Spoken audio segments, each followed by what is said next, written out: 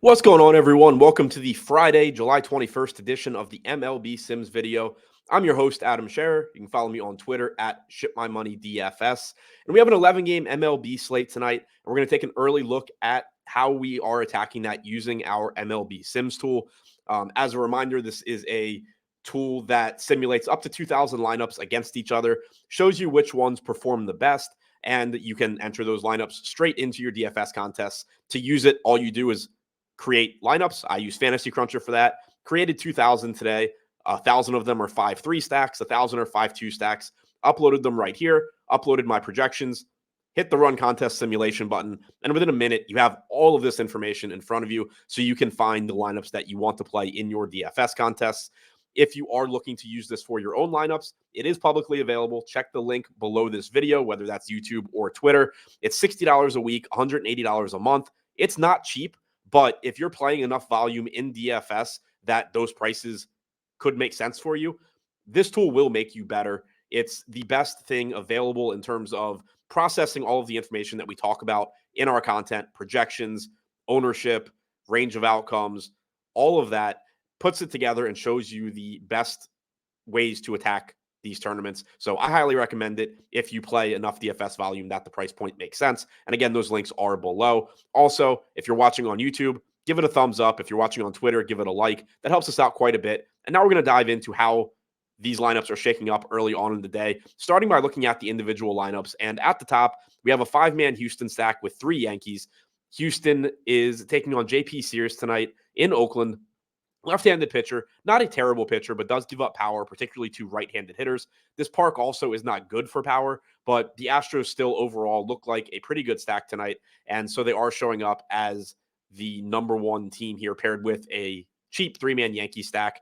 If we look at the individual players, you're getting to Diaz, Abreu, Kyle Tucker, McCormick, and Pena from the Astros. No issues with any of those guys. And then you're running it back with Peraza, who's a very popular value piece today, Harrison Bader, and DJ LeMahieu. No problems with them either. Framber Valdez and Andrew Heaney. Heaney has a scary matchup taking on his former team, the Los Angeles Dodgers, but he is a good strikeout pitcher at a reasonable price tag, and he's only projected for about 5% ownership.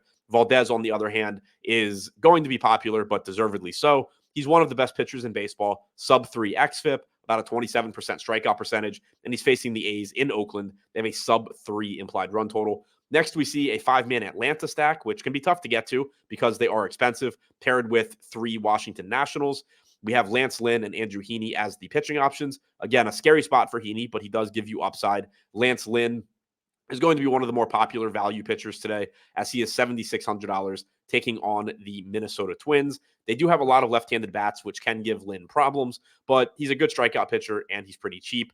And it allows us to get to a very high upside and relatively low-owned Atlanta team. It's unusual that we get the Braves at low ownership, but they are expensive tonight, and they do have a difficult matchup. So you're seeing only about 2 to 3% aggregate ownership coming into the Braves. Makes them very appealing despite the price tag and the tough matchup against Freddie Peralta. They are in a good hitter's park in Milwaukee as well. So we're getting to Sean Murphy, Ozzie Albies, Austin Riley, Marcelo Zuna, and Michael Harris. Running it back with Joey Meneses, CJ Abrams, and Stone Garrett from Washington. They're providing value. They're not a great stack. You don't feel really good about getting to them, but Alex Wood has struggled this year, particularly against right-handed bats. So we're getting a couple of them plus a cheap CJ Abrams. Third, we have the inverse of our first stack, Yankees and Houston here with Peralta and Lynn. So again, going to that mid-range pricing. Peralta's got a tough matchup with the Braves, but he is a very good strikeout pitcher at just $8,500. You're getting Trevino, Rizzo, Torres, Volpe, and Giancarlo Stanton for the Yankees at home against Alec Marsh. Pretty good spot for them, even though their lineup has been struggling. We get another Houston-New York stack. Here as the 5th best lineup, we have Kansas City and Cincinnati, so totally different than anything we've had so far. 5-3 stack there with Lance Lynn and Kodai Senga. Senga is $9,600. He has a tough matchup, but he is a good strikeout pitcher, and he's not projected for much ownership. So scary spot against the Red Sox in Fenway, but you're just banking on the talent and the upside at low ownership. And you are getting to a 5-man KC stack with Perez, Witt, Melendez, Waters, and Olivares. The Royals obviously are not a very good offense, but they are cheap, and they do offer you leverage against a very popular Clark Schmidt in Yankee Stadium. So nice park upgrade for the Royals. And Schmidt's biggest issue this year has been left-handed power. So in this particular lineup, you are getting Melendez from the left side. The other four hitters are Waters from the left side and Melendez from the left side. Perez, Witt, and Olivares all right-handed, but also Witt and Perez just high upside options at relatively weak positions.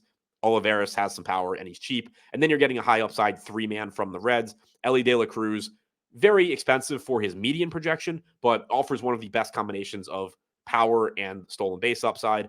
Encarnacio Strand is cheap with a lot of power, and Matt McLean, again, overpriced from a median standpoint, but a good hitter. Now, looking at our exposures, we're going to highlight the top 150 lineups here, go to our exposures, and first we'll look at stacks where five-man Yankee stacks are coming in at the top. And as I mentioned before, it's just a pretty good spot against Alec Marsh. He's not the worst pitcher in the world. He projects for a low 20s strikeout percentage, but his xFIP rest of season projects in the upper fours, low fives, depending on which projection model you're looking at. And while the Yankees aren't very good right now, they are cheap and in a good park for power. Next, we have the Arizona Diamondbacks, who are one of the better stacks tonight.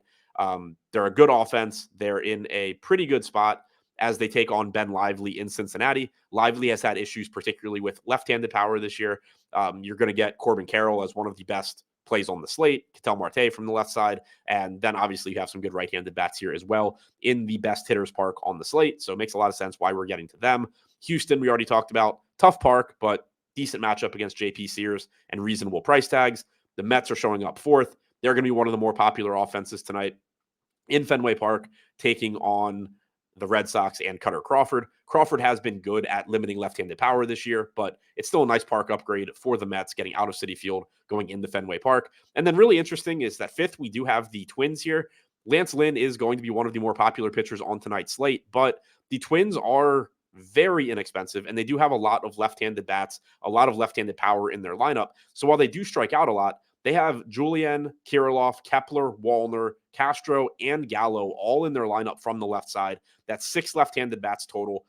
2 through 8 has all 6 of those lefties. The righties in that range are Correa and Byron Buxton. So it's a dangerous spot in terms of the power upside the Twins offer, and you're getting some leverage at very cheap price tags. So interesting to see them show up, and I think it makes a lot of sense.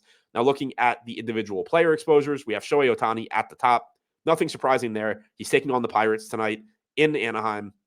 Good matchup for him. The best strikeout pitcher on the slate with about a 32% strikeout percentage. So we're getting slightly over the field on him. We're getting well over the field on Freddie Peralta. This is a scary spot as he takes on the Braves in Milwaukee, but he is $8,500 with very good strikeout stuff. So the upside is obviously there, and he's only projected for 13 to 14% ownership. He comes into tonight's game with a 27% strikeout percentage. We're getting a bit over the field on Lynn. Mentioned getting to the Twins as a cheap power source, but Lance Lynn does have very good strikeout stuff in a good strikeout matchup.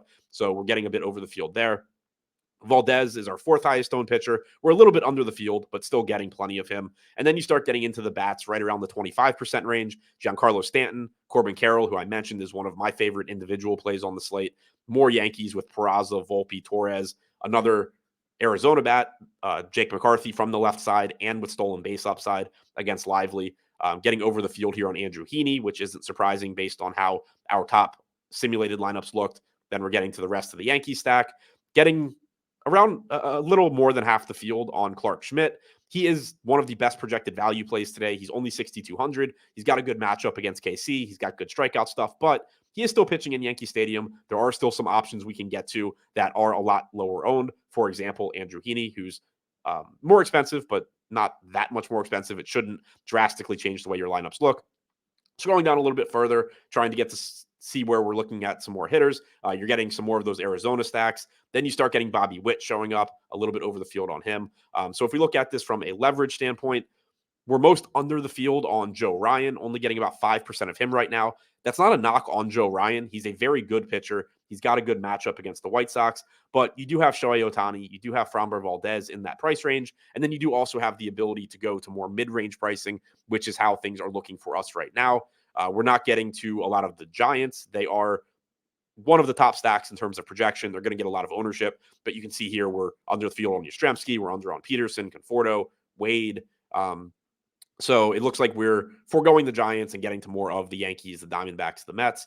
Clark Schmidt, we already talked about a bit. So pretty interesting slate. I think a lot of different ways that you can approach it. You could certainly see the sim results change between now and lock. You should expect them to. As lineups come out, you get unexpected value, ownership changes, all of that. So again, this is an early look at the slate. I highly recommend, if you play enough volume that the pricing makes sense, that you use this tool.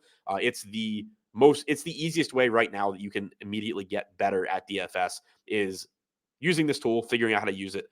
So that was a walkthrough at how things are looking right now, how we can take advantage of this tool, and how we can attack tonight's tournaments. Hope you enjoyed the video. Thanks for checking it out. Good luck with your lineups and enjoy your weekend.